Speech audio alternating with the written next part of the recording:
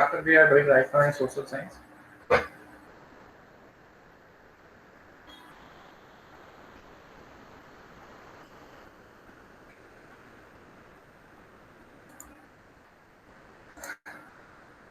Yes.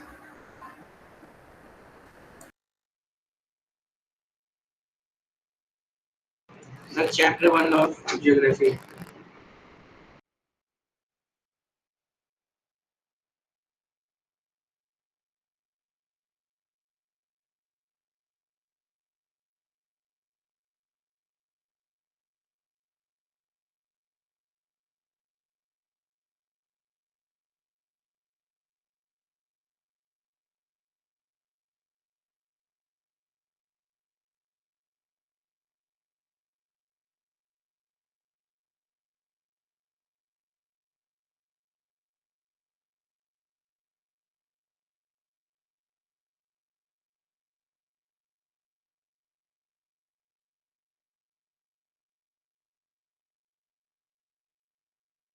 Am I audible to everyone? Yes, sir. Which chapter we are doing in social science right now? That geography chapter 1. Chapter 1 of geography, resources and development. है ना?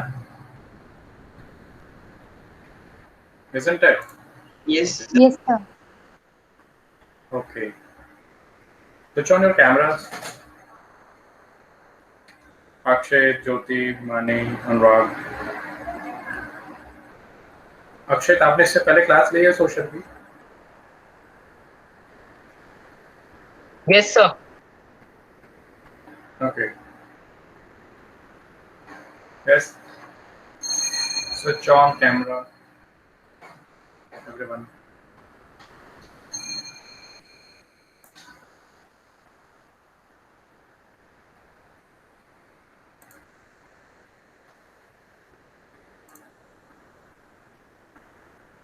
Yes, I'm asking something.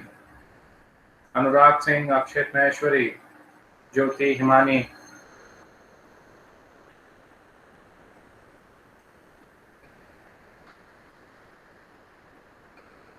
Good, Anurag. Yes, sir.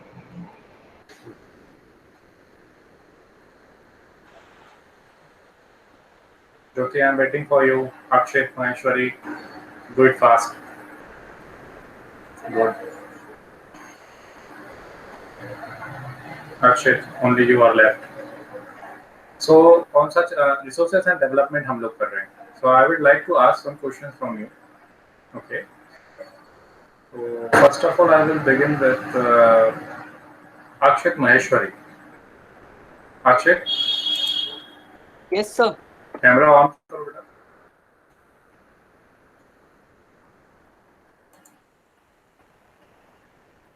Anurag, sit straight. Be concentrate on your study.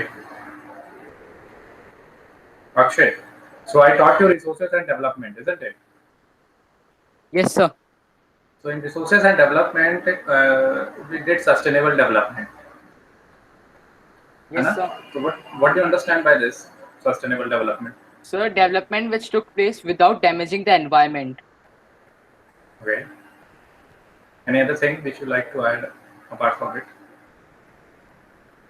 Sir, in 1992, there was an Earth Summit in Rio de Janeiro in Brazil regarding sustainable development. I think Akshay, you need to add something more in sustainable development definition.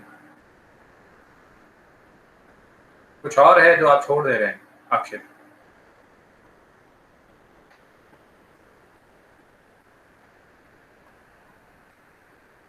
Very easy term, and I hope you have studied this in science and social science in your previous classes. Isn't it? किया है ना? चाहे science हो या चाहे social science हो, आपने पढ़ा होगा इसको. Himanshu Yadav, switch on your camera. Sir कर रहे हैं अभी. Yes, Akshay. Okay, Akshay, continue. I will tell you later on. Continue what you were saying about Earth Summit. Sir, in 1992, there was an Earth Summit where 100 nation leaders were come in Rio de Janeiro in Brazil regarding sustainable development and disease-free environment and poverty. What is the full form of UNCED? Union Council of में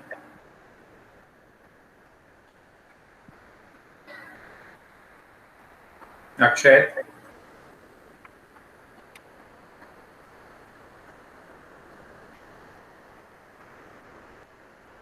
Akshay, switch on your camera.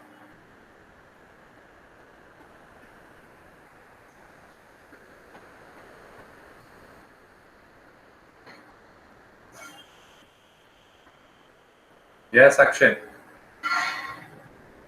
You were saying something, Akshay. You were answering something. Union National Conference. Let's see.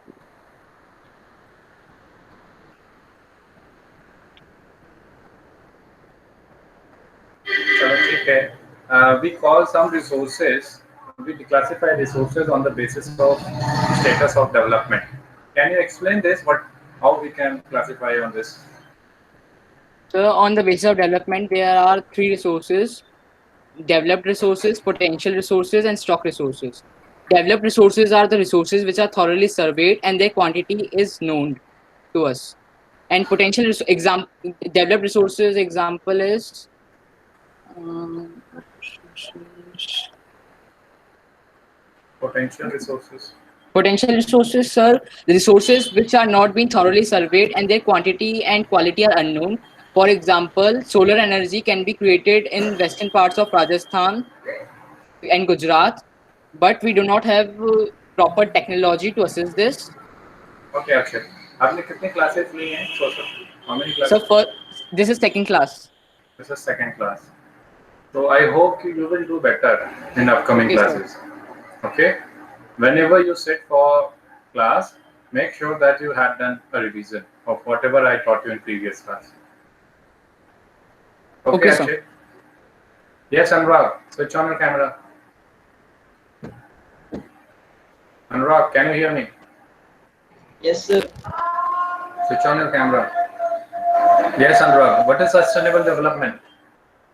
Sir, sustainable development means, uh, sir, which should man sir, the development which take place without damaging and nature and sir as you सोच के keeps her future generation के लिए sir save करना है. ठीक से नहीं बता पा रहे हो. Without damaging environment and development should take place by keeping in view the upcoming generation. Without Okay. comparison the view of upcoming future generation. We should use resources in such a way that it should be available for upcoming generations also. ठीक है, future generation के needs and requirement को compromise नहीं कर सकते हम. Yes, okay, sustainable development के बाद आपने पढ़ा होगा एजेंडा 21. इसी में पर्टिकुलरली एक्सपैंड करके एजेंडा 21 भी पढ़ाया होगा मैंने. What is this agenda 21? sir, in this Agenda 21, sir, it is the declaration signed by world leaders in 1992 at United Nations Conference on Environmental and Development, which took place United nation conference on environment and develop environment and development. UNCED. चलो. और In this sir, conference, sir, the main objective was that every local government should make its own Agenda 21 and follow it throughout to reach the goals. Okay, और भी point है Anurag, you should respect that also. Yes, sir.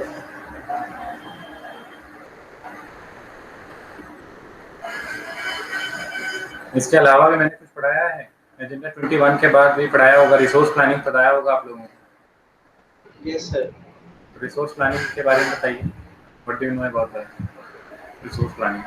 Sir.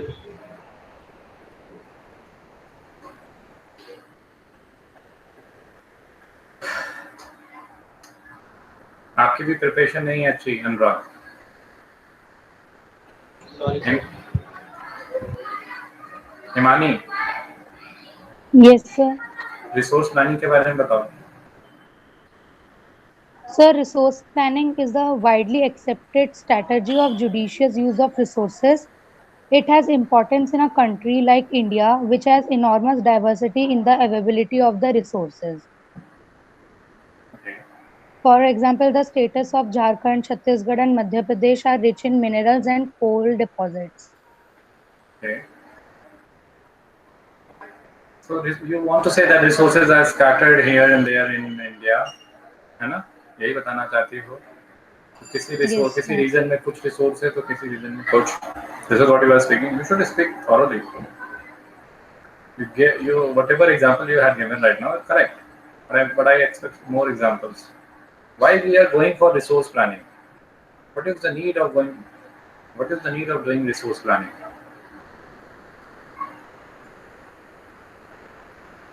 For an example, in Jharkhand, the state of Jharkhand, Odisha, you will find minerals and coals. Okay, in the state of Arunachal Pradesh, you will find abundance of water. In Ladakh, you will find cultural heritage. But it may be deficient. You will find it is deficient in other resources. Arunachal Pradesh has abundance of water, but it is deficient in other resources. चलो इतना hint दे दिया. अब तो बताओ, why resource planning? So many resources takes millions of years to develop, and overexploitation of resources may exhaust them. Thus, we need to conserve resources. Your voice is not clear, Himani. Sir, some resources take millions of years to develop. Okay. Overexploitation of resources may exhaust them. Thus, we need to conserve resources. Conserve resources. So why basically we are going for planning? What is the need of planning? Okay, you said that it will end in upcoming days or in upcoming years. Okay, so we need a conservation. We need to do conservation. Apart from it, and there is anything else which you need to add in this answer?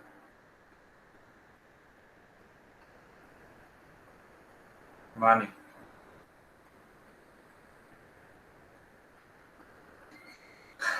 How resource planning is done, Sahil, in India? Sahil 1305. Yes, sir.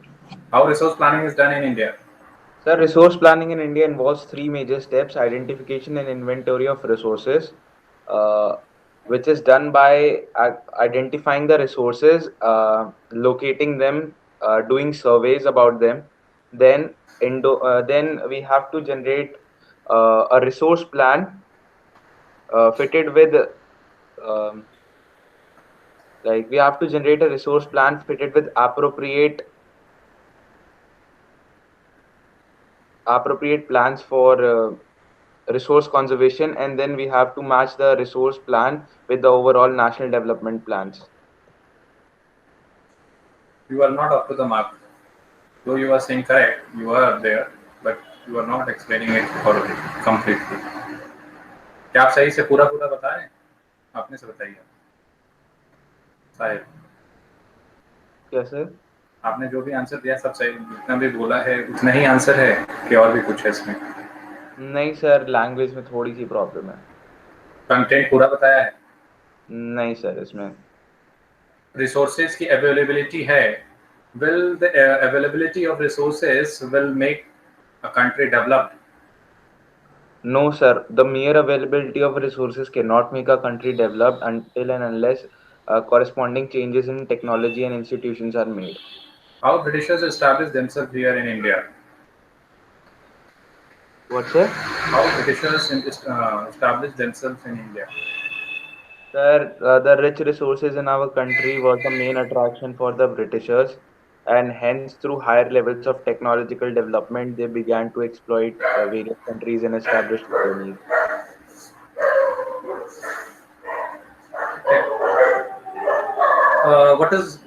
What do you understand by Agenda 21? Agenda 21. Yes. Yes, sir. So Agenda 21 is a declaration which was signed by world leaders at the United Nations Conference on Environment and Development held at Rio de Janeiro, Brazil. It is an agenda to combat global ecological crisis and problems such as poverty and disease. And one major objective of Agenda 21 is that every local government should draw its own Agenda 21. And it was signed to achieve the goal of sustainable development in the 21st century. ठीक है.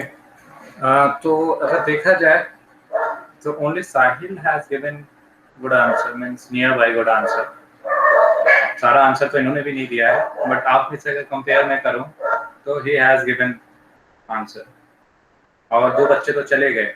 ज्योति, I think जिसका नाम ज्योति है, एक बच्चा और भी था, क्या नाम था उसका? हिमांशु यादव.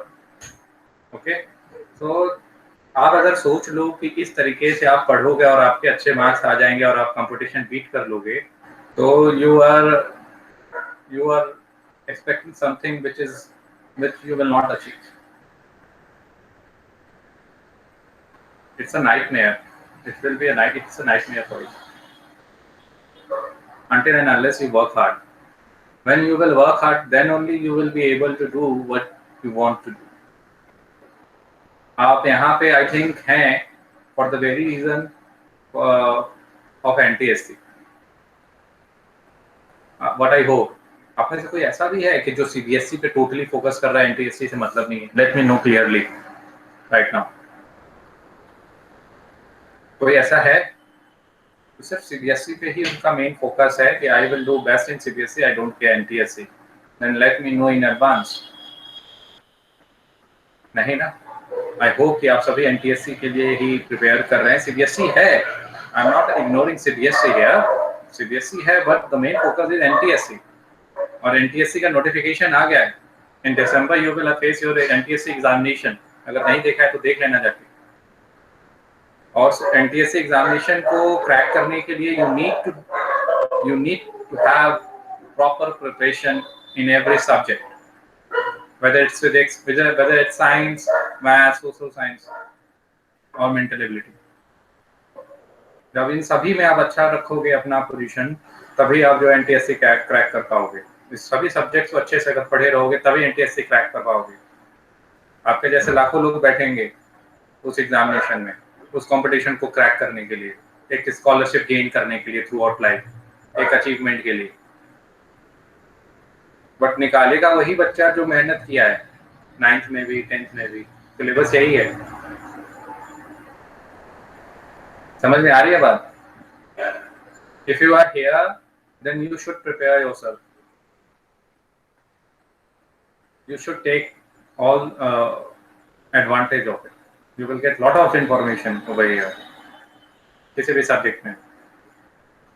तो उसको प्रॉपर यूटिलाइज करो. देखो कुछ बच्चे भी चले गए, तो बच्चे जैसे ही मैंने क्वेश्चन पूछा, तो ये क्वेश्चंस पूछने का शेड्यूल रहेगा. Whenever I will ask question. It is your sole duty to revise all the things, okay, before joining class. ये मेरे लिए नहीं होगा. अगर आप ये पढ़ के आओगे तो मेरे लिए नहीं पढ़ के आ रहे हो.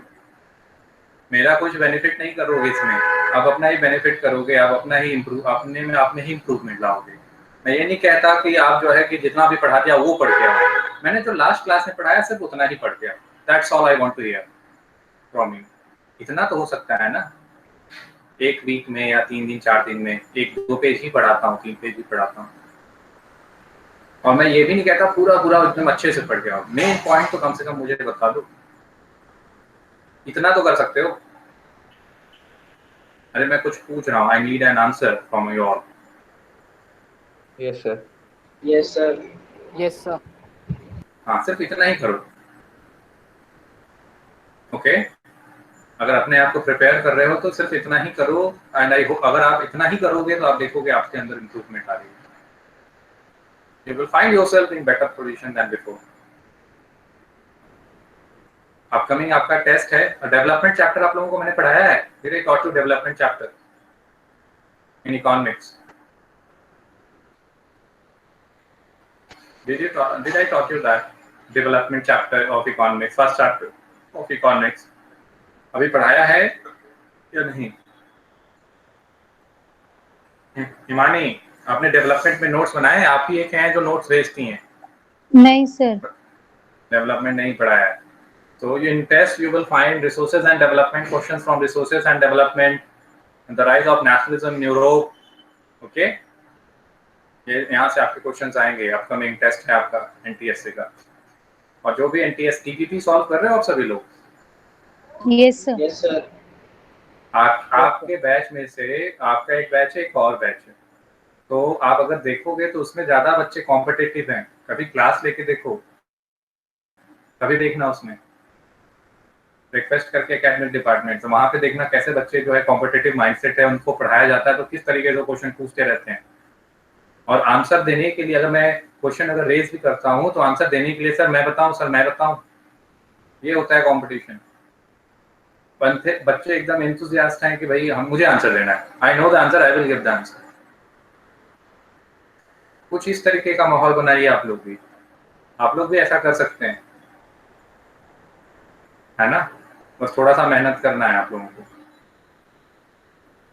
ओके, जब ये ग्रुप है तो इस ग्रुप में आप सभी एक दूसरे की हेल्प करके, दो ऑनलाइन ही सही, बट आप अपने जो है ग्रुप को स्ट्रॉन्ग बना सकते हैं अपने पढ़ाई से। ओके, समझ में आ रही है बात? Yes, sir. Yes, sir. Himanshu Yadav, आपने मीटिंग क्यों लेफ्ट की इन बिटवीन? सर कॉल आ रहा था, कॉल आ रही थी सर। पढ़ के आए हो? यस रिसोर्स प्लानिंग बताना। सर, पर अच्छा, डीपी भी सोल्व नहीं करी। हाँ, अच्छा ये बताओ, why Gandhi ji said that there is enough for everybody's needs and not for anybody's greed? Sir क्या, एक बार दोबारा से बोलना आप। गांधी जी ने ऐसा क्यों कहा कि why there is enough for everybody's need and not for anybody's grid?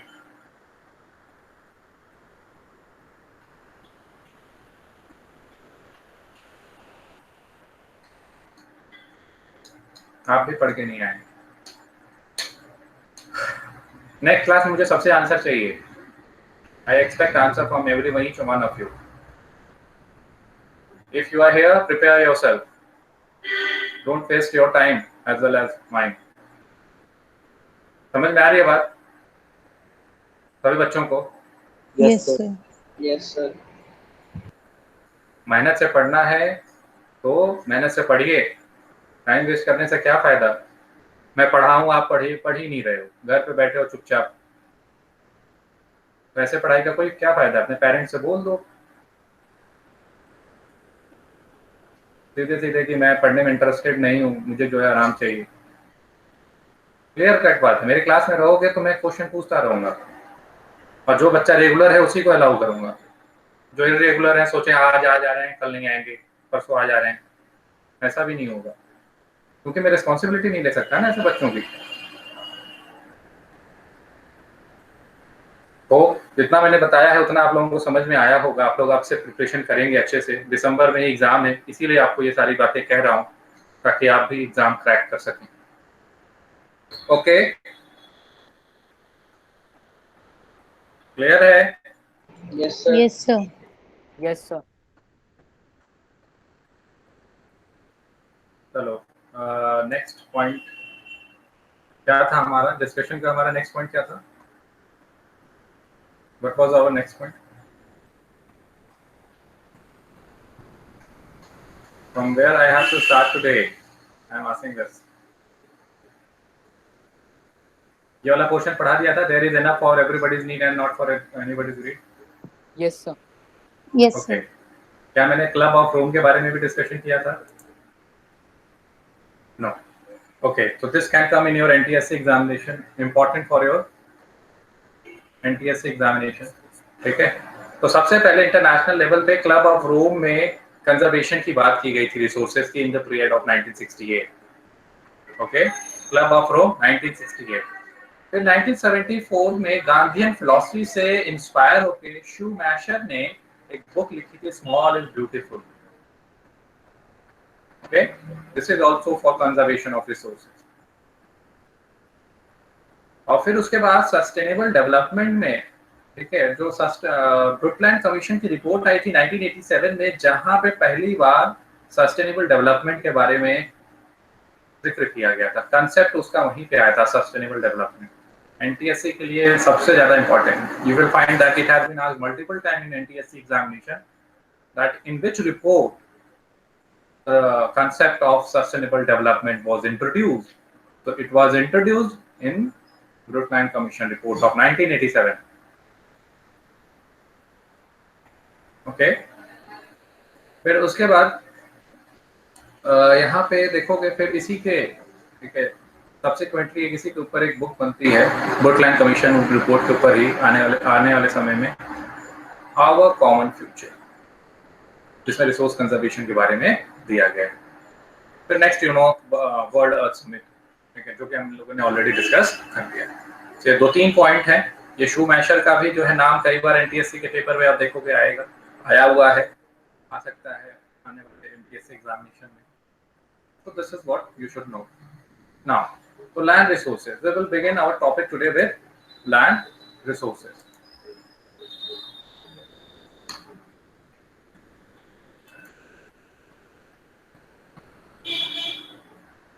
तो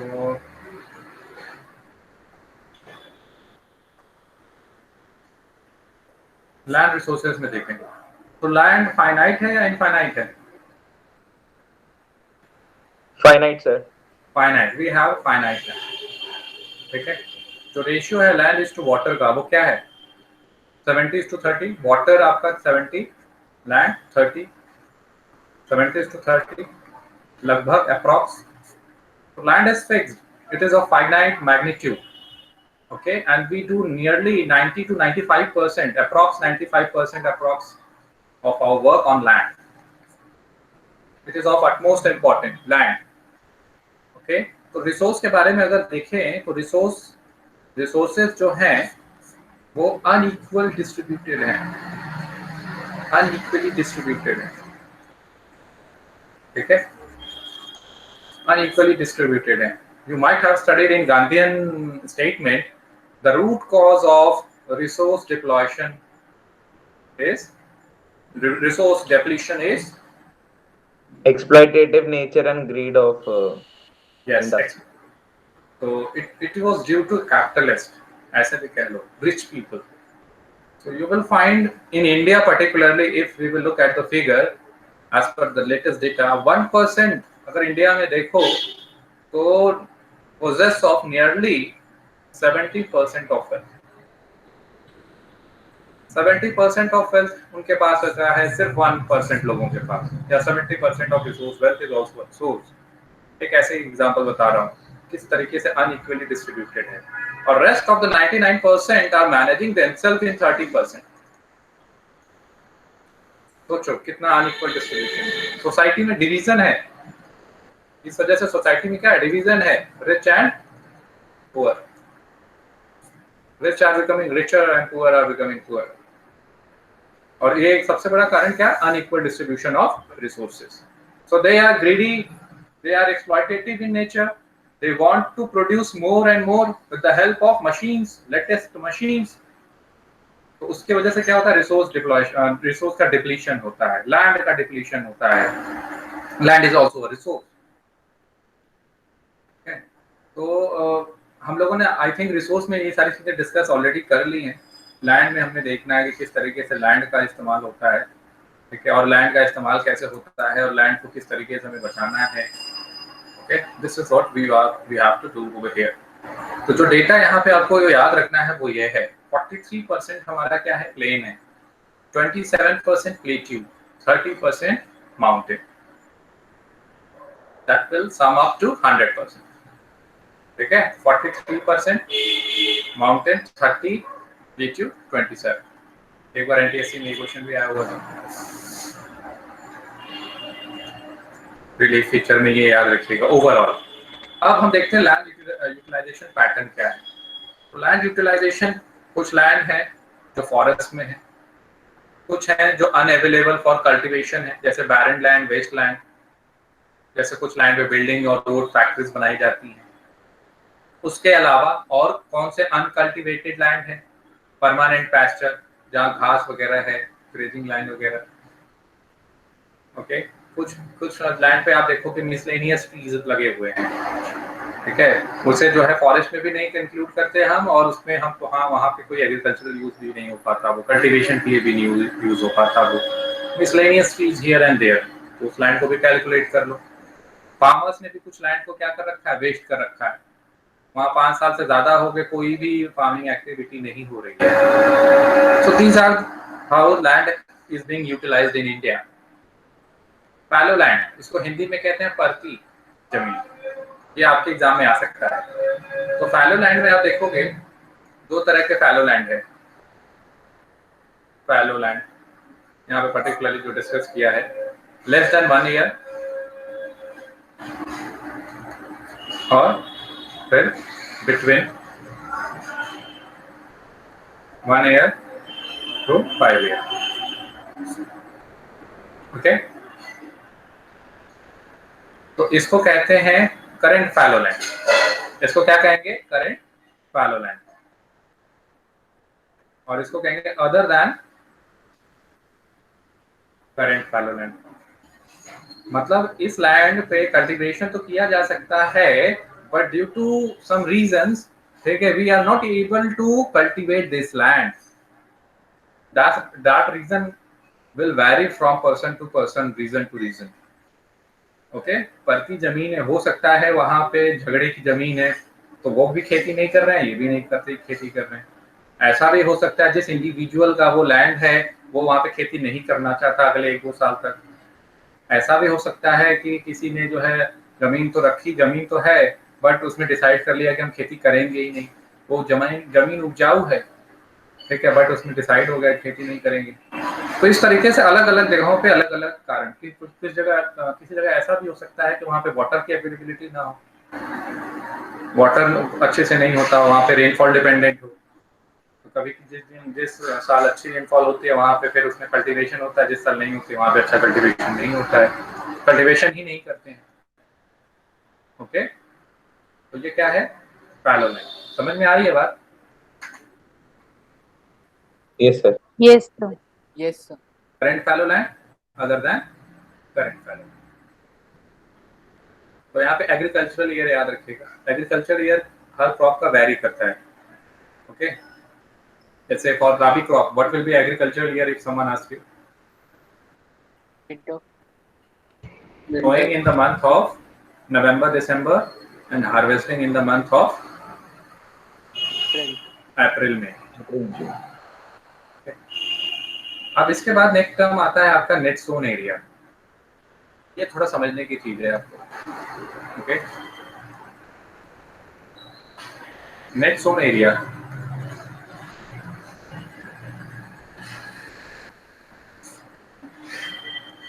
देखो,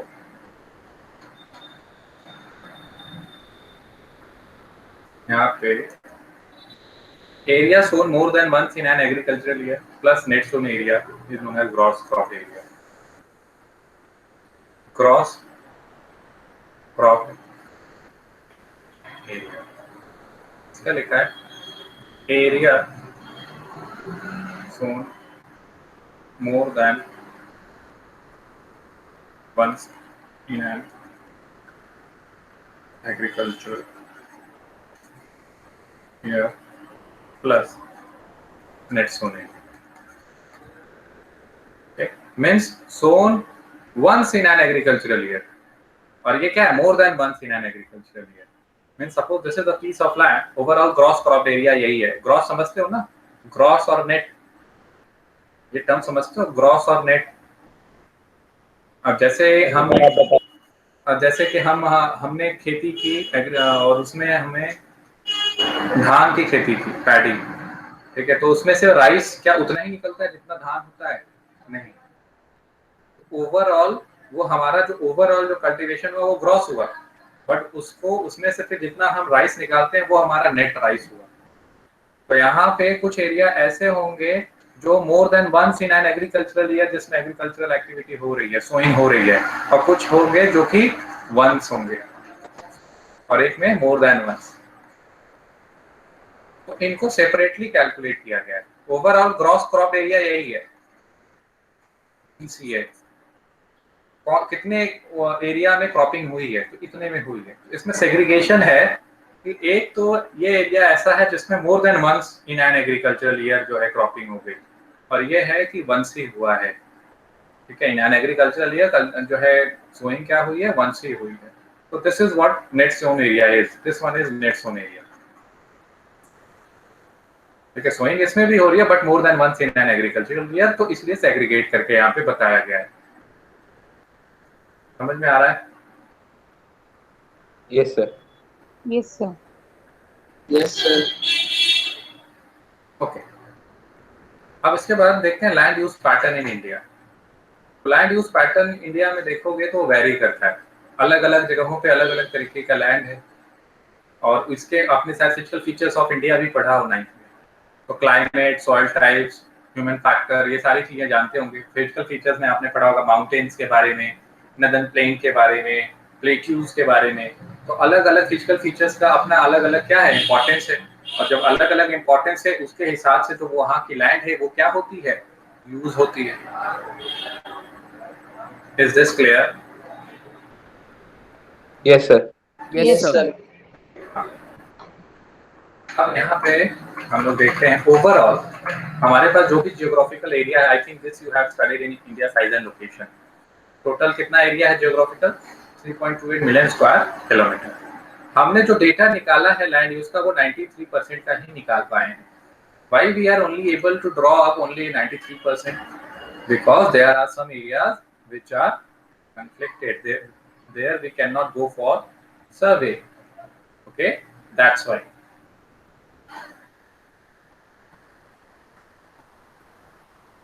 Somewhere एक रफ मैप क्या अलग वाला पार्ट वाला ऐसे होगा ये भी, तो ये वाला area I think you all know कि ओके प्रॉब्लमेटिक है। यहाँ पे अक्साई चेन वाला इलाका है, करेक्ट। वो सेट दे सकता है इसमें, पहले किसने कहा? Akshit. अच्छा वेरी गुड। तो मैंने ये वाला क्वेश्चन कुछ ऐसे, दिस वाज ये नहीं ये वाला, तो अक्षय चिन्ह का इलाका, तो यहाँ भी हमारा ही है बट हम नहीं जा सकते। यहाँ पे भी कुछ प्रॉब्लम है, कुछ एरिया है जहाँ पे प्रॉपर सर्वे नहीं हो सकता। सो ओवरऑल 93% एरिया हमने क्या किया है। अब इस 93% में देखो कहाँ कहाँ नहीं करता है, नॉर्थ ईस्ट स्टेट्स में नहीं किया, असम को छोड़कर। जम्मू एंड कश्मीर के बारे में देखो आ गया, चाइना के बारे में। So we are not able to do survey of all the land available for us.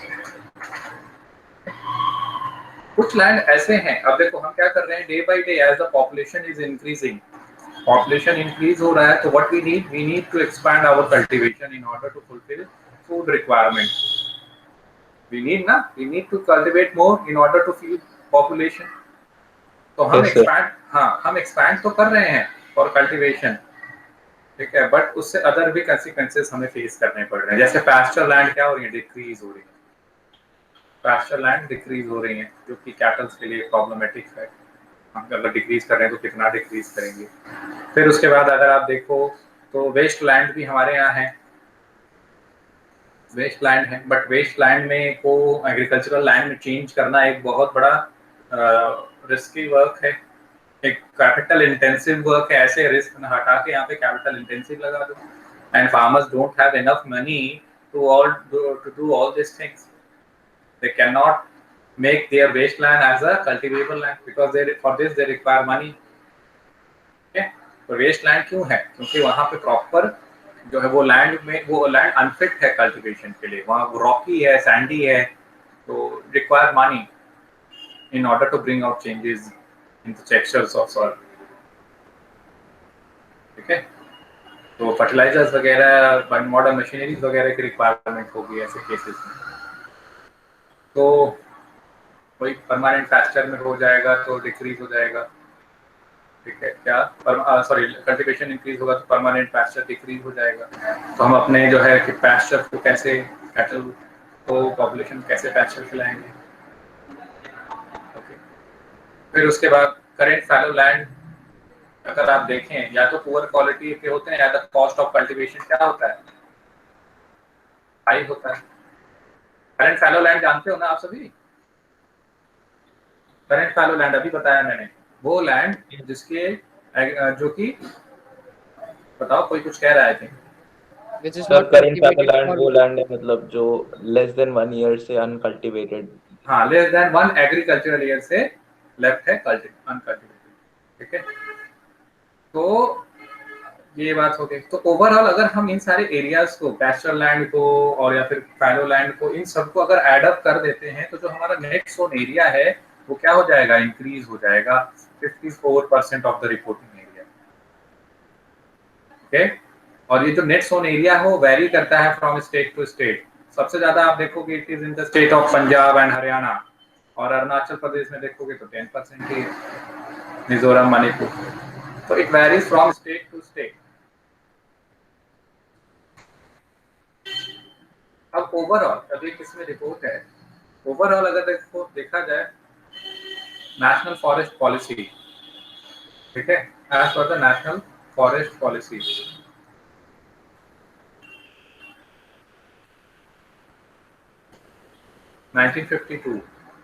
Total अगर फॉरेस्ट एरिया की बात की जाए तो कितना कवर अप होना चाहिए? 33%. 33%। 33% important for your NTSC examination. Currently, you will find that it is merely 25%.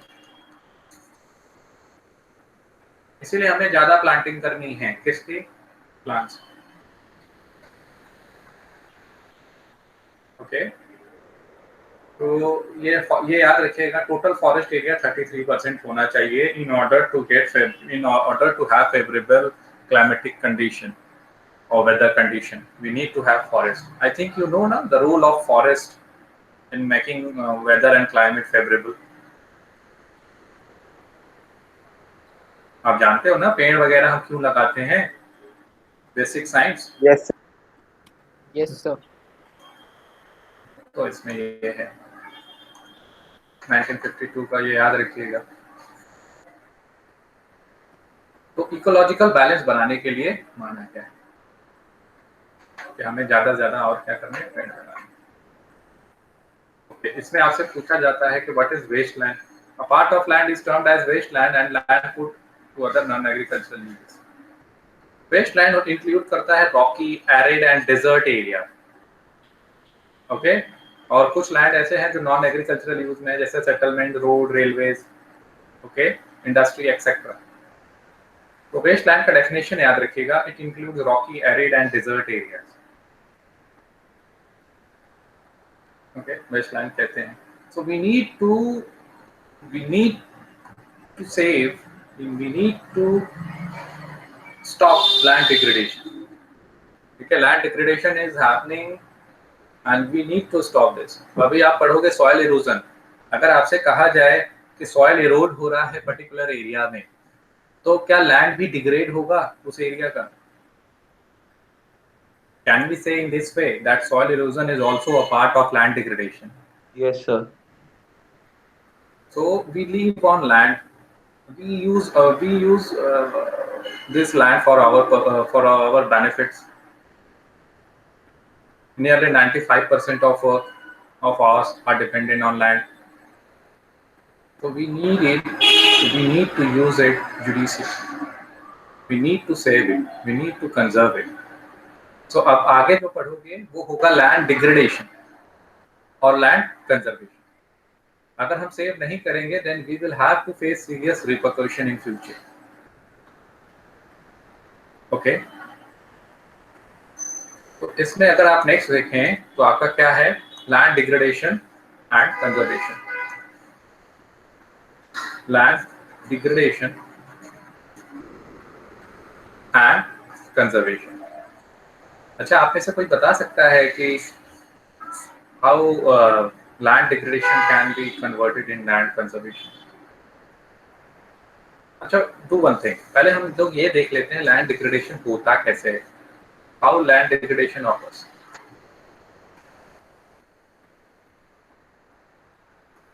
Sir, आप एक बार दोबारा से बोल सकते हैं? आपकी वॉइस क्रैक हो रही है।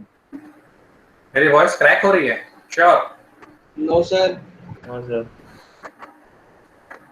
देखो, मैंने आपको अभी बताया कि हमें ये लैंड को बचा के रखना है, क्योंकि हमारे फ्यूचर भी इसे यूज करेगी, फ्यूचर में आने वाली जनरेशन भी इसे यूज करेगी। 95% of our basic needs for food, shelter, clothing are obtained from land. I told you this. 95% में कई बार से बोल रहा हूँ। ओके, ये याद रखिएगा परसेंटेज। तो degradation of land is happening and the pace is increasing, ever increasing. And what are the ways through which it has been degraded? Deforestation सबसे बड़ा कारण, overgrazing, mining, quarrying, इसके वजह से लैंड डिग्रेड हो रहा है। अब होता क्या है, कुछ जगह ऐसे हैं जहाँ पे माइनिंग करके वहाँ के जो माइंस हैं उसको ऐसे ही छोड़ देते हैं, ठीक है।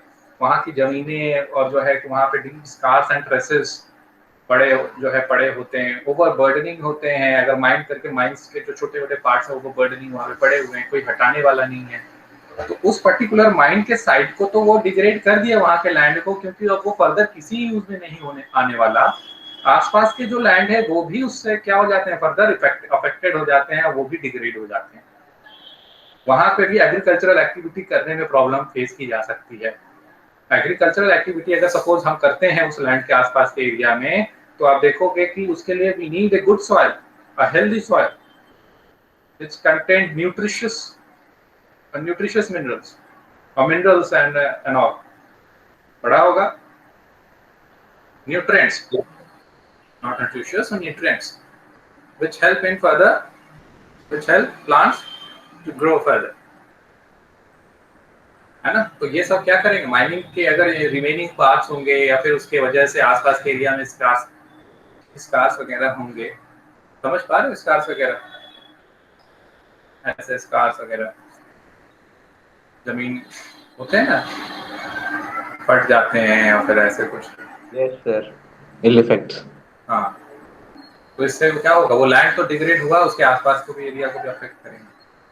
फिर उसके बाद जैसे स्टेट्स लाइक झारखंड, छत्तीसगढ़, मध्य प्रदेश और उड़ीसा, लैंड डिग्रेडेशन में माइनिंग एंड क्वायरिंग, ये आ गया। Sir what is query? Enquiring होता है, माइनिंग तो हम अंदर से जाके निकालते हैं, मतलब मिनरल्स को, ठीक है। Deep under the mine we go and we extract minerals over from there. Quarrying means कि जैसे for an example this is soil, minerals you will find minerals over here. तो थोड़ा बहुत लैंड के ऊपर, अपर लैंड के सरफेस हटा के हम मिनरल्स को एक्सट्रैक्ट कर सकते हैं, ठीक है। That we will known as quarrying. ऊपर अपर सरफेस को हटा के अगर हम कोई चीज निकालते हैं तो will be called as quarrying. That process will be called as quarrying. समझ में आया? यस सर, तो डिफरेंस दिख बता दो सर। माइनिंग के केस में you will go for suppose this is a mine, okay? So in mining case, whenever you have seen any movie, you will find that you will have to go beneath, you will have to find out mines over there, फिर उसको फिर गाड़ी से या फिर किसी तरीके से आप ट्रॉली से यहाँ तक बाहर ले आओगे और फिर वो फर्दर आप ट्रांसपोर्ट कर दोगे, ठीक है। माइनिंग में ऐसे होता है, माइंस बना के बीनीथ जाके वहाँ से जो है माइंस को एक्सट्रैक्ट किया जाता है, सरफेस पे नहीं होता। In case of enquiring you will find things on surface, पर थोड़ा सा सॉइल के नीचे दबा होगा। ओके सर, ठीक है, जैसे कि इन the state of Rajasthan limestones वगैरह और ये सारी चीज क्वायरिंग से हेल्प होगी। क्लियर हो गया? Yes. Sir. Okay, deforestation. I think you know this. Land degradation का cause deforestation. Overgrazing. Overgrazing कराते हैं तो what sort of problem we face due to overgrazing? Overgrazing से जो ग्रास, हाँ ग्रास होता है, वो सॉइल को क्या करता है, पकड़ के रखता है। अब जब ग्रास है ही नहीं वहाँ पे तो सॉइल इरोजन होगा। I think you know basic thing is that, है ना? Yes, sir. So mining Yes, and clearing, deforestation, overgrazing, फिर उसके बाद क्या है? Any other point? Sir industrial effluents. Industrial effluents. Industrial effluents को क्या किया, प्रॉपर ट्रीटमेंट के बिना ही उसको अबेंडन छोड़ दिया। You can see if you are nearby, if you have ever went to Gajipur village and the surrounding area, or in Silampur or somewhere Silampur, you will find वहाँ पे garbage के पहाड़ जैसा दिखता है, देखा है? Yes, sir. Ghazipur, Gonda and Ghazipur की तरफ जब जाओगे नोएडा, वहाँ पे आपको लगेगा कि पहाड़ है, एक्चुअली वो वेस्ट लैंड है, वो वेस्ट हो चुका है।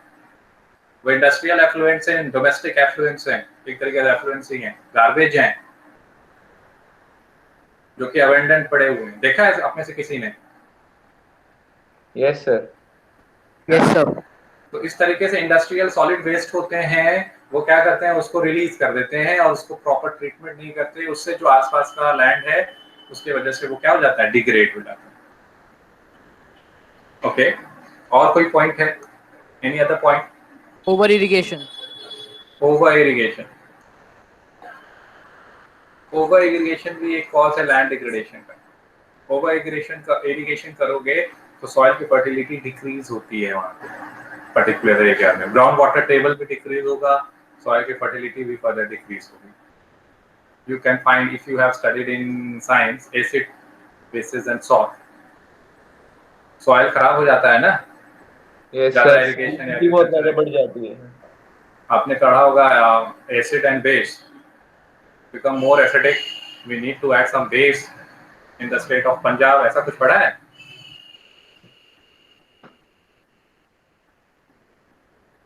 पढ़ा है plaster of Paris?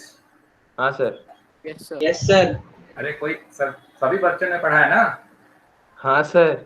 Yes, sir. Yes, sir. और कोई वे जिसकी वजह से लैंड डिग्रेड हो रहा है? Any other way? So these are some major ways through which we can notice land degradation. अब बताओ how we can conserve land. Land degradation we studied. Now what are the ways through which we can conserve land? Sir, in forest areas, like we can plant more and more trees or shelter belts to stabilize the sand dunes. Okay. चलो ठीक है, these are correct answer actually, but I want to hear some smart answer. Overgrazing should be checked. ये भी सही है, but एक ऐसी बात बोलो जिससे कि ये पूरा प्रॉब्लम ही सॉल्व हो जाए, कंजर्वेशन हो जाए। Deforestation. Control and Deforestation. management of these activities. Yes, either stop or balance, conservation हो जाएगा। आप देखोगे जब सब्सिक्वेंटली जब आप कंजर्वेशन पढ़ोगे, इनमें से कुछ को या तो फिर स्टॉप करने की बात की जाएगी या तो बैलेंस करने की बात की जाएगी। डिफॉरेस्टेशन है तो एफॉरेस्टेशन किया जाएगा, माइनिंग एंड क्वेरिंग है तो बैलेंस्ड माइनिंग एंड क्वेरिंग ठीक तरीके से जो है कि स्कार्सेस और जो है कि वो देखना चाहिए, उसको प्रॉपर उसका ट्रीटमेंट करना चाहिए। ओवरग्रेजिंग को भी बैलेंस रखिए आप, इंडस्ट्रियल एफ्लुएंट्स को प्रॉपर ट्रीट करके आप रिलीज करिए। Okay, so this you will study. Apart from this, you will study sand dunes, shelter wells. Sand dunes आप जानते हो ना? In the state of Rajasthan, you will find different sand dunes, Barchans and longitudinal dunes. पढ़ा होगा? Yes, sir. Barchans, physical features of India. ऐसे देख लो, Barchans, crescent-like structure.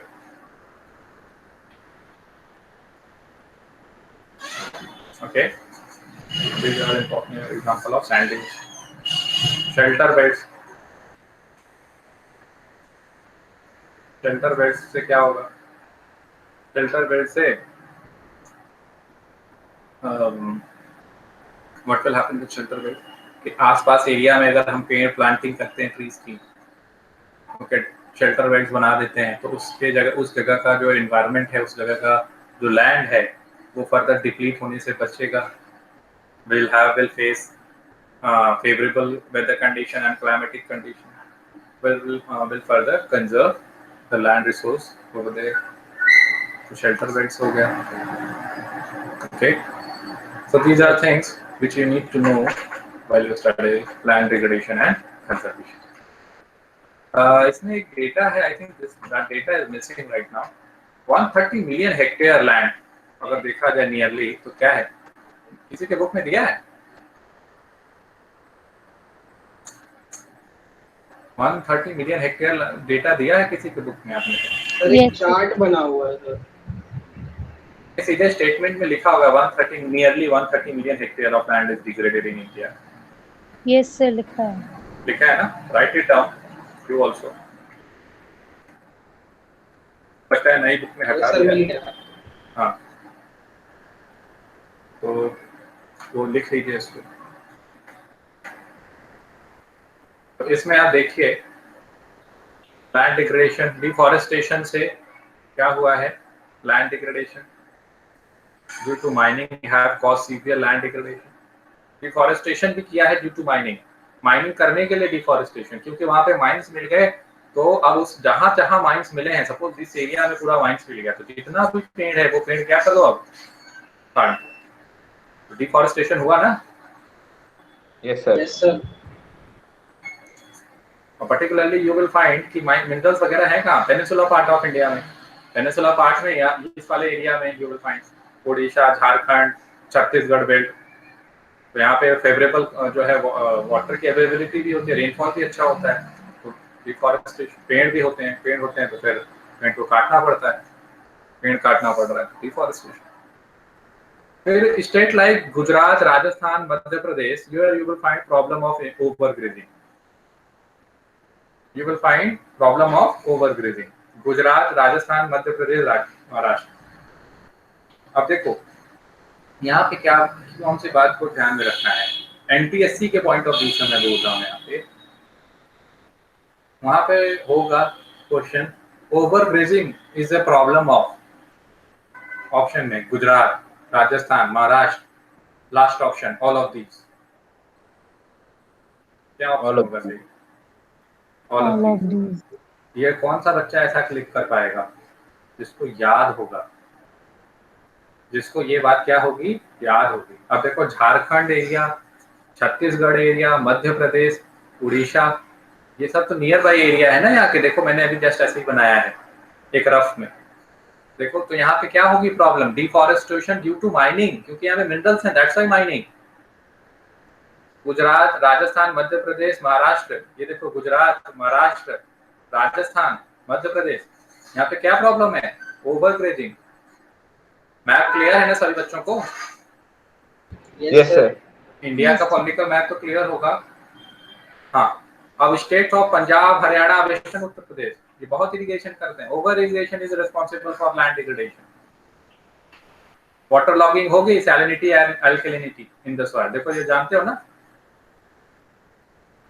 Salinity बढ़ जाती है, अल्कलिनिटी बढ़ जाती है। फिर उसके बाद grinding of limestone. Yes, limestone को पीसने से जो सीमेंट इंडस्ट्रीज में होते हैं, सीमेंट इंडस्ट्रीज के लिए कैल्साइट का, सोपस्टोन का बनना, इससे क्या होता है? इससे भी लैंड फर्दर जो है क्या हो रहा है? डिग्रेड हो रहा है, क्योंकि इसके डस्ट जो है क्या होंगे? हवा में जाएंगे। फिर उसके बाद वो क्या होता है? लैंड पे सेटल होंगे। जब लैंड पे सेटल होंगे तो सपोज ये लैंड पे यहाँ पे सेटल हो गए, तो ये क्या होगा? जब रेनफॉल होगी तो ये वाटर को रिटार्ड करेंगे नीचे ग्राउंड टेबल तक जाने में।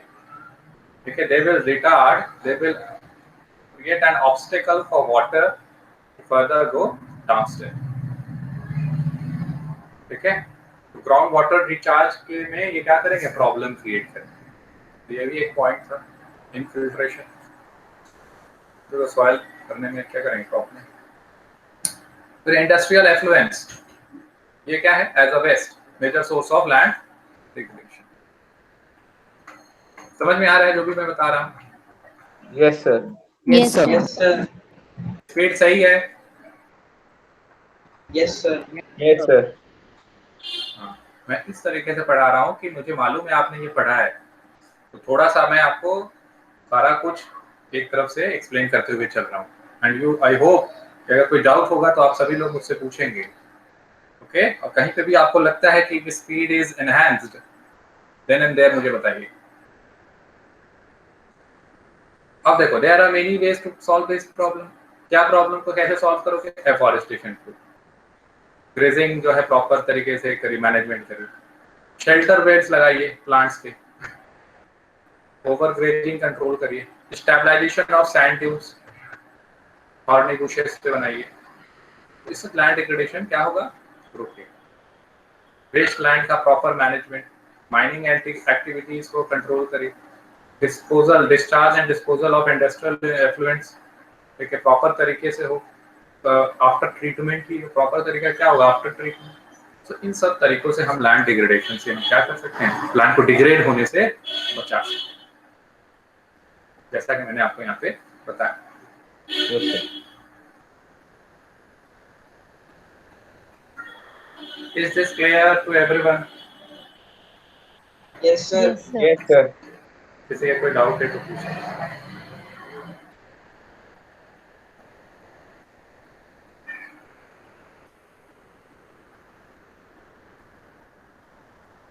आगे बढ़े। Yes, sir. हाँ, सॉइल इरोजन।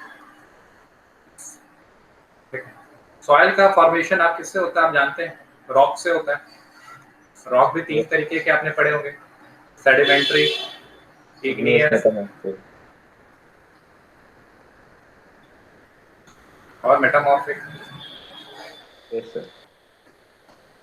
क्रिस्टलाइन भी है, क्रिस्टल फॉर्म्स जो होते हैं, पर्टिकुलर इग्नियस, मेटामॉर्फिक, उससे भी बनते हैं रॉक, उससे भी रॉक होते हैं, उसके भी उससे भी सॉइल बनते हैं। तो weathering of rock is actually give birth to the formation of soil. जब वेदरिंग होती है रॉक, जब टूटता है उसी से सॉइल बनता है। So in particularly northern plains, you will find the formation of northern plain is due to weathering of sedimentary rock, which is a part of Himalaya. So Himalaya है, if you have studied well in 9th, you must be knowing this concept as well.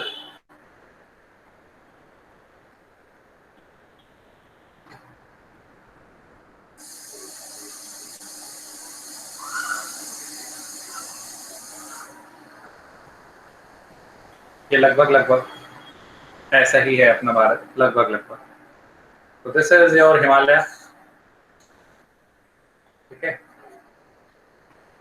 Himalaya से you know that different river descends from Himalaya, चाहे वो Indus हो, ये गंगा है, Indus हो, पढ़ा है ना सब ड्रेनेज चैप्टर, चाहे वो ब्रह्मपुत्र हो, Yes, sir. ठीक है, Yes. चाहे वो सतलज हो, ठीक है, चेनाब हो, झीलम हो, ओके। तो ये सारी रिवर्स क्या कर रही हैं, हिमालय के जो पार्ट्स हैं, रॉक्स हैं, उसको अपने साथ लेके जाती हैं, सैंड सेडिमेंट्स, ठीक है। तो इसमें आपने देखा होगा, आपने पढ़ा होगा, तो जो सबसे भारी मिट्टी होती है वो सबसे कम दूरी तय करती है, और जो सबसे हल्की मिट्टी होती है वो सबसे ज्यादा दूरी तय करती है।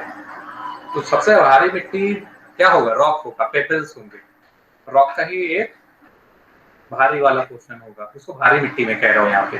और सबसे हल्की क्या हो गई, सैंड, सिल्ट, क्ले, क्योंकि फर्दर आगे जाके क्या बनाएगी, डेल्टा बनाएगी, सुंदरबन डेल्टा, यू नो। तो यहाँ पे इसी तरीके से, और आपने जब नदन प्लेन पढ़ा होगा तो आपने भाभर रीजन पढ़ा होगा, भाभर, तेराई, बांगर, खादर पढ़ा है। Yes, sir. तो भाभर रीजन में पेबल्स का डिपोजिशन होता है, तेराई रीजन मार्शी और वेट होता है, okay. Bangar region maximum northern plain या अलुवियल सॉइल का कौन सा पार्ट होता है, Bangar, less fertile than Khadar, consist of it consist kankar nodule, और फिर आखिरी वाला कौन सा है, खादर, जो कि फ्लड प्लेन्स में होता है। अभी हम लोग पढ़ेंगे इन सब के बारे में। तो सॉइल के फॉर्मेशन में क्लाइमेटिक फैक्टर्स होते हैं वहाँ के, और मिलियंस ऑफ ईयर्स लगते हैं फ्यू सेंटीमीटर सॉइल बनने में। सोचो कि इतना, अगर 1 सेंटीमीटर है, इतने बनने में बहुत साल लग जाएंगे, ठीक है। तो सॉइल को हमें क्या करना है, इक्वली प्रिजर्व करना है, इक्वली कंजर्व करना है, जैसे लैंड कर रहे हैं। और soil erosion is also a part of land degradation. अगर सॉइल इरोड हो रहा है तो लैंड डिग्रेड हो ही रहा है। You will find some common points, ठीक है, while we will conserve soil, common points of land degradation and land conservation and soil conservation, okay। समझ में आ रहा है आप सभी को, whatever I am teaching right now? Yes, sir. Yes, Yes, sir. sir. Okay. renewable natural resources, but it takes millions of years, okay, in the formation of this. The soil is a living system, okay, millions of years to turn soil up to few centimeter in depth. So relief, parent rock, bed rock, climate, vegetation, ये सारे affect करते हैं in the formation of soil. Time years. Okay, तो temperature, running water, wind, glacier, decomposer, ये भी क्या करते हैं फॉर्मेशन ऑफ सॉइल में हेल्प करते हैं. Decomposer I think you know, humus and all. Sir humus जानते हो? Yes, sir. हाँ, इसमें ऑर्गेनिक इनऑर्गेनिक जो है कि मटेरियल्स भी होते हैं. ह्यूमस का देखो डिस्कशन हुआ है, तो उसके कलर, थिकनेस और टेक्सचर, एज के हिसाब से और उसके केमिकल और फिजिकल प्रॉपर्टीज के हिसाब से हमने क्या किया, सॉइल को क्लासिफाई किया है. The first and the foremost is alluvial soil. So you know that northern plain, if you have studied physical features of India, you come across that northern plain was formed due to these three rivers, Indus, Ganga and Brahmaputra. याद है? Yes, sir. Yes sir. Yes, sir. यही तीन important Himalayan reverse है. Okay, और जो alluvial soil है सबसे ज्यादा फर्टाइल सॉइल है. ओके, पूरा नदर्न प्लेन अलुवियल सॉइल से बना हुआ है. Alluvial soil sedimentary rock. Okay, Rajasthan और गुजरात में देखोगे ये नैरो कॉरिडोर से एंट्री होती है, और फिर ये eastern coastal areas of Mahanadi Godavari, Krishna, Kaveri. अगर आपने पढ़ा हो तो you know that this area, यहाँ पे ये जो नदियां हैं peninsular rivers, they also form delta over there, over here. पढ़ा है ना? डेल्टा बनाती है. Yes, sir. अब हम लोग थोड़ा देख लेते हैं मैप कैसे ये हो रहा है, कैसा दिख रहा है.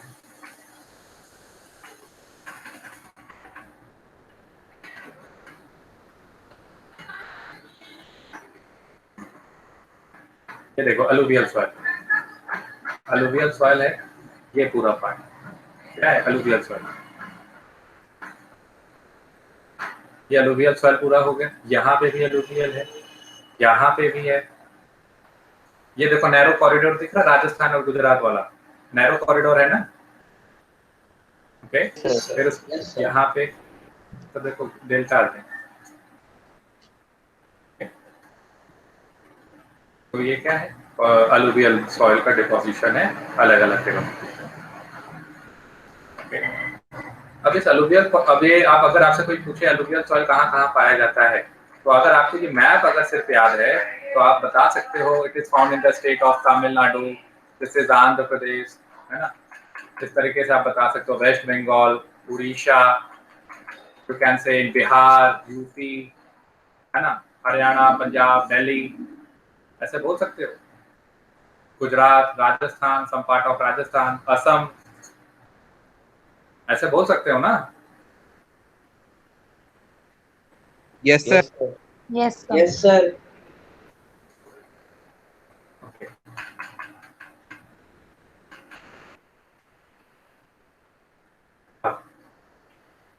तो इसमें various proportion of sand, silt and clay है. अब जैसे जैसे हम रिवर वैली की तरफ जाते हैं, soil particles appear somewhat bigger in size. In the upper reaches of the river valley, near the place of the break of slope, the soil are coarse. मोटे होते हैं और भारी होते हैं. मैंने कहा ना, भारी मिट्टी सबसे कम दूरी तय करेगी, हल्की मिट्टी सबसे ज्यादा दूरी तय करेगी. while river is draining out, जब रिवर बह रही है, जब नदियां बहती हैं तो सबसे जो उसके साथ मिट्टी भी बहती है, तो भारी मिट्टी कम दूरी तय करेगी और हल्की मिट्टी सबसे ज्यादा दूरी तय करती है. तो सबसे माइन्यूट होंगे वो सबसे ज्यादा दूर तक जाएंगे. समझ में आ रही है बात?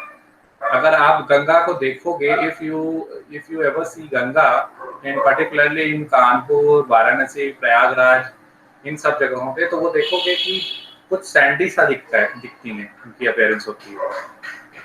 देखा है आपने? क्रिस्टल क्लियर नहीं होंगी, isn't it? Yes, sir. हाँ.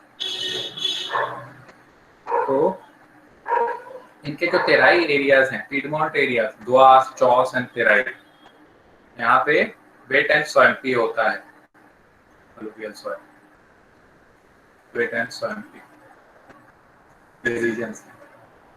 अब उसके बाद जैसे आगे बढ़ेंगे, ठीक है, वैसे वैसे इसके रीजन्स क्लासिफाई फर्दर होते जाएंगे। तो ये कोर्स वाला आपका हो गया भाबर रीजन, ये द्वार चौस तेराई वाला हो गया आपका तेराई वाला रीजन, पर्टिकुलर नेम ही डिमार्केट कर दिया है, ओके। और यहाँ पे भी जो मिट्टी होते हैं वो क्या होते हैं, वो मोर और लेस भारी ही होते हैं, ओके। तेराई पेपर्स का डिपोजिशन यहाँ है, यहाँ पे भी दिखता है, ठीक है। हालांकि वेट एंड स्वैम्पी भी होता है, बट यहाँ पे भी आपको इसी तरह के पेपर्स कुछ रीजन में दिख जाते हैं, ओके। उसको बुलाते हैं द्वार chaos and Terai. In Bhutan, Punjab and in UP you will find this, okay. Yes, sir. समझ में आया? Yes, sir. अब एज के हिसाब से दो भागों में इसको बांटा गया, Bangar and Khadar, old alluvial and new alluvial. Very important for your examination, ठीक है। तो बांगर में you will find higher concentration of kankar nodules. Kankar nodules इसमें क्या होगा, ज्यादा होगा। Sir, what are conker nodules? कंकड़ अच्छा, ठीक है cancerous deposit. Conker nodules, then Khadar. Khadar is most fertile because it lies in floodplain area and Bangar lies above floodplain. But अगर इंडिया में देखो तो मैक्सिमम एरिया alluvial soil का किसका है, बांगर का है। Bangar is not we cannot say that Bangar is unfertile. It is less fertile than Khadar. Bangar is less fertile than Khadar. Okay, sir. तो इसमें अब जो मेन प्रोपोर्शन है NTSC का वो ये है, एडिकेट प्रोपोर्शन ऑफ न्यूट्रिएंट्स हैं ये, potash, phosphoric acid and lime, ठीक है। Potash, phosphoric acid and lime जो कि शुगर केन, पैडी, व्हीट इन सब ग्रो करने में हेल्पफुल होता है। इंटेंसिवली कल्टीवेटेड होता है, you know all this. Doab region पढ़ा भी होगा, पॉपुलेशन यहाँ पे ज्यादा रहती है क्योंकि रिवर्स हैं और प्लस रिवर्स यहाँ से ट्रेन आउट करिए नंबर ऑफ रिवर्स, और जो जो सॉइल है वो बहुत ज़्यादा फर्टाइल सॉइल है, तो मीन्स एग्रीकल्चरल आउटपुट ज़्यादा होगा। एग्रीकल्चरल आउटपुट ज़्यादा होगा मीन्स ग्रेन्स की अवेलेबिलिटी होगी, ग्रेन्स की अवेलेबिलिटी होगी, it means most people will like to live in that region, क्योंकि अगर ग्रेन्स की अवेलेबिलिटी है तो मीन्स फूड की भी अवेलेबिलिटी होगी। Is this clear? Yes, sir. Yes, sir. Yes, Yes, sir. sir. Now next one is black soil. Black soil is also known as black cotton soil. ये तो बहुत important है आपके एग्जाम के लिए। इसको रेगुर सॉइल भी कहते हैं और it is favourable for growing cotton, that's why known as black cotton soil. और इसके पैरेंट रॉक अगर आप देखो तो you will find that the parent rock is igneous rock, basalt. Igneous rock उसके जो वेदरिंग होती है तो बेसाल्ट होता है, बेसाल्ट से फर्दर वेदरिंग होगी तो आपका ब्लैक सॉइल बनेगा। और ये डेक्कन ट्रैप रीजन वाले जो है क्षेत्र में पाए जाते हैं, लावा से बना होता है, जैसे महाराष्ट्र, मालवा, सौराष्ट्र, मध्य प्रदेश, छत्तीसगढ़ यहाँ पाए जाते हैं। गोदावरी, कृष्णा यहाँ भी देख लेते हैं कहाँ कहाँ पे ब्लैक सॉइल पाए जाते हैं। क्या black soil this area, you know this is part of central highland, अगर पढ़ा हो तो याद है? Yes, sir. तो सेंट्रल हाईलैंड ये आपका देखो डेक्कन ट्रैप वाला रीजन, ये डेक्कन प्लेट्यू वाला रीजन, ट्रायंगुलर शेप लाइक, हालांकि पूरा नहीं है बट यस।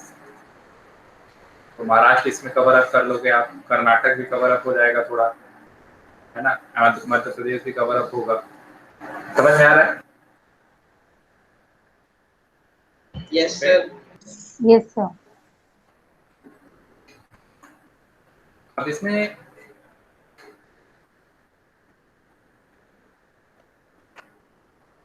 गोदावरी वाला भी पोर्शन है, ये वाला पोर्शन है सदर्न पार्ट में जहाँ ब्लैक सॉइल पाया जाता है, यहाँ पे ब्लैक सॉइल है। ये कौन सा स्टेट है? उड़ीसा है। उड़ीसा ज्वाइनिंग उड़ीसा, झारखंड। चलो उसके आगे देखते हैं क्या है। अब ये इसमें एक क्वालिटी अच्छी है, सबसे ज्यादा जानी जाती है कि ये मॉइस्चर को कंटेन करके रखता है।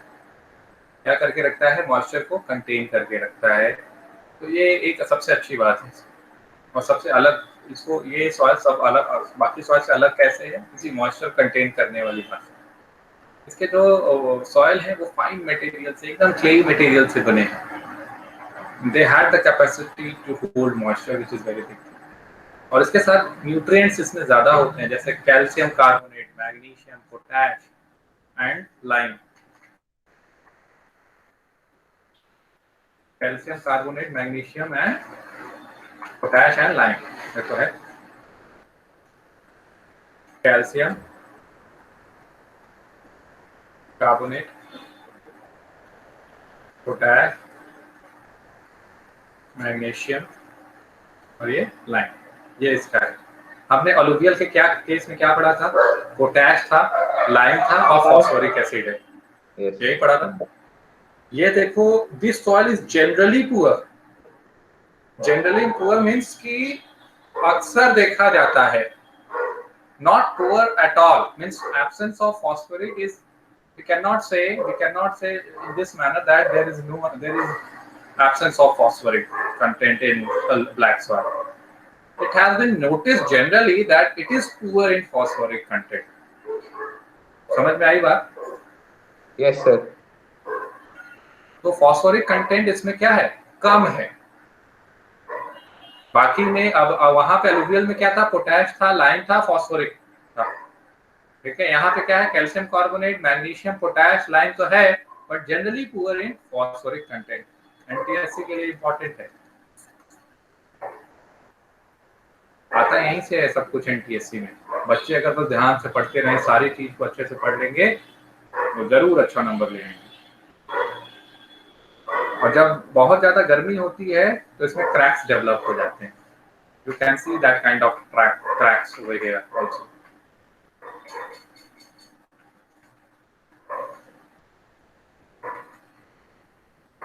आ गया ऊपर वाले पेज में। हाँ, ये क्रैक दिख रहा है,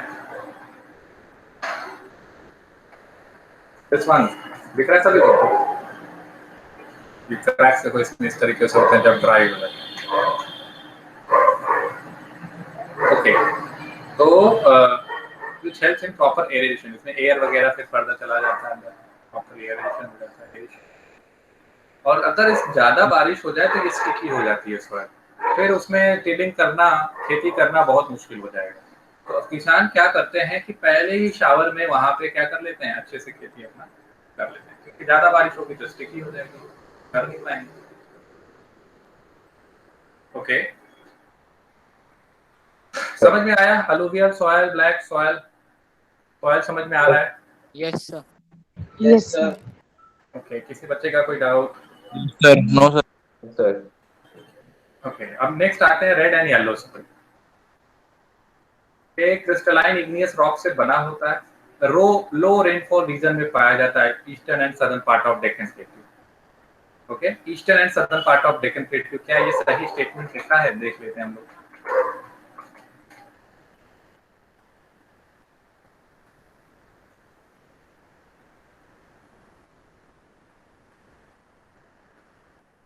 पार्ट दिख रहा है आपको?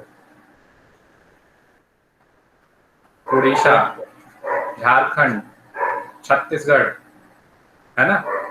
ये कौन सा है आपका? कर्नाटक में भी है, केरल में भी है, तमिलनाडु में भी है some part. Yes, Tamil Nadu also, Kerala, Tamil Nadu, Karnataka, Andhra Pradesh में भी है। ओके, तो ये it is found in this reason.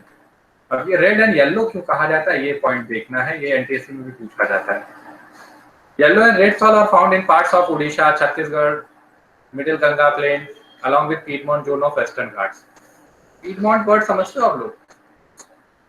Foothills of mountains are considered as Piedmont. उसको क्या कहा जाता है? Foothills means suppose this is this area, you will call Piedmont. Okay. Okay, ये sir. सॉइल Okay, ये sir. सॉइल रेडिश दिखता है, reddish colour क्यों दिखता है? Due to diffusion of iron in crystalline and metamorphic rock. Crystalline और metamorphic rock में iron का डिफ्यूजन है, इसीलिए रेडिश दिखता है। और जब ये हाइड्रेटेड होता है, मतलब पानी इस पे अगर आ जाता है, पानी में अगर ये कांटेक्ट में आ जाता है, तो इट अपीयर्स येलो।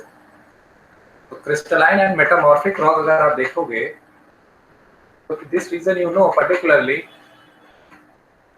ना आयरन वगैरह के बारे में जानते हो, यहाँ पे भी है डिपोजिशन, यहाँ पे भी, यहाँ पे भी। हम लोग मिनरल्स एंड एनर्जी रिसोर्सेज जब पढ़ेंगे तो यहाँ पे डिस्कशन होगा। तो आयरन का डिपोजिशन यहाँ पे, आयरन का डिपोजिशन है तो ऑब्वियसली क्या होगा, अपीयरेंस भी क्वालिटा उसी तरीके से होगा। Is this clear to all? समझ में आ रहा है? Yes, sir. Yes, sir. Yes, sir. So reddish color due to diffusion of iron in crystalline and igneous rock, metamorphic rock, and yellow when it is in hydrated form. Okay. Now after this you will come across laterite soil. अभी laterite soil क्या है, इसको थोड़ा सा देखना पड़ेगा आपको अच्छे से। Suppose this is mountain of Western Ghat. This is mountain of Western Ghat. I think you have studied this also in physical features of India. Western Ghat. यहाँ पे है Western Ghats ऐसे कंटिन्यूस, है ना? South west monsoon climate chapter पढ़ा था आप लोगों ने? Yes, sir. तो ये वेस्टर्न घाट्स है। तो वी फेस ओरोग्राफिक रेनफॉल, ठीक है? Orographic rainfall, maximum part of India experience orographic type of rainfall. तो ओरोग्राफिक समझते हो? Rainfall due to obstruction, due to mountain, और ऑब्स्ट्रक्शन क्रिएटेड बाय माउंटेन और obstacle created by mountain. Clouds अगर यहाँ पे आ रहे हैं ऐसे, when they are coming out, reaching out over here, तो माउंटेन क्या करता है, वो उनको रोक लेता है और बारिश यहाँ पे हो जाती है इस वाले रीजन में।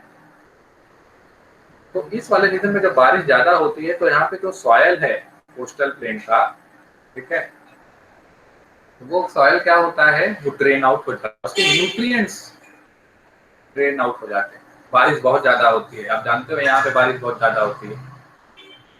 साउथ वेस्ट मानसून पढ़ा भी होगा, ओके? तो जो न्यूट्रिएंट्स ड्रेन आउट हो रहे हैं उसी को कहते हैं हम लोग लीचिंग। Yes, sir. जो न्यूट्रिएंट्स है जो ड्रेन आउट हो जा रहे हैं उसी को हम लीचिंग कहते हैं। So you will find laterite soil in those area which generally experiences more rainfall, and you will find a term, a process in this known as leaching, in which the nutrients of soil drain out beneath the soil. तो हम क्या करते हैं, ऐसे soil, अब जब nutrient नीचे चले गए, beneath चले गए, तो what we do now, we with the help of modern technology or with the help of fertilizers and all, ठीक है, हम उसके न्यूट्रिएंट्स को फिर से रीस्टोर करते हैं प्रॉपर एग्रीकल्चरल मेथड से, और फिर न्यूट्रिएंट फर्टिलाइजर्स से हम उस न्यूट्रिएंट्स को फिर से क्या कर देते हैं, ऊपर ले आते हैं, या उसको न्यूट्रिएंट्स और वो जो है फिट कर देते हैं कल्टीवेशन पे। समझ में आ रही है बात? Yes, sir. Yes. Yes, sir. Okay. Latin word later से बना है जिसका मतलब ब्रेक होता है, याद रखिएगा। Under tropical and sub tropical climate with alternate wet and dry season, intense leaching due to heavy rain, ज्यादा रेन होता है इसी वजह से लीचिंग ज्यादा होती है। Laterite soils are mostly deep to very deep, okay? Acidic, pH less than 6. Acidic हम जानते हो 7 से अगर बिलो जाते हैं तो वो acidic होते चला जाता है। Yes, sir. तो जानते होंगे pH वैल्यू। और generally deficient in plant nutrients. Western Ghat, Maharashtra region, ये देखते हैं कहाँ दिख रहा है आपको, शायद ये लेटराइट है, देखो ये वाला रीजन। Yes, sir. यहाँ पे इंटेंस, यहाँ पे भी कोरोमंडल कोस्ट पे लौटता हुआ मानसून, हाँ, पढ़ा है आपने रिट्रीटिंग मानसून? Yes, sir. तो यहाँ पे भी देखो मानसून का इफेक्ट होता है, लेटराइट यहाँ पे भी होता है, गारो खासी जयंतिया एक्सपीरियंस करता है ना, rainfall Yes, sir. East Bengal वाला, ओके, तो यहाँ पे भी होती है बारिश। और some part of Rajasthan also, हालांकि एकदम वेस्टर्न नहीं है, but this part also experience also has laterite सोil।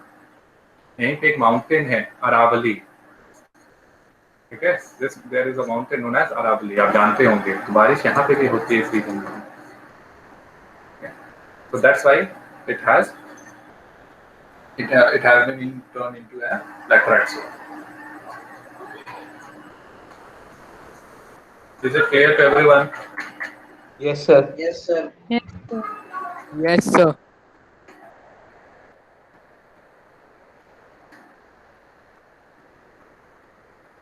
Yes. Condition हम लोगों ने देख लिया, where these soils support deciduous and vegetation and wildlife भी पढ़ा होगा आपने। एवरग्रीन फॉरेस्ट कहाँ पे है ये आप देख रहे होंगे, जहाँ पे ज्यादा बारिश होगी वहीं पे एवरग्रीन फॉरेस्ट होंगे ना। Yes, sir. Yes. अब ये देखो ह्यूमस रिच होते हैं, बट टेम्परेचर ज्यादा होने के कारण इसके ह्यूमस मर जाते हैं।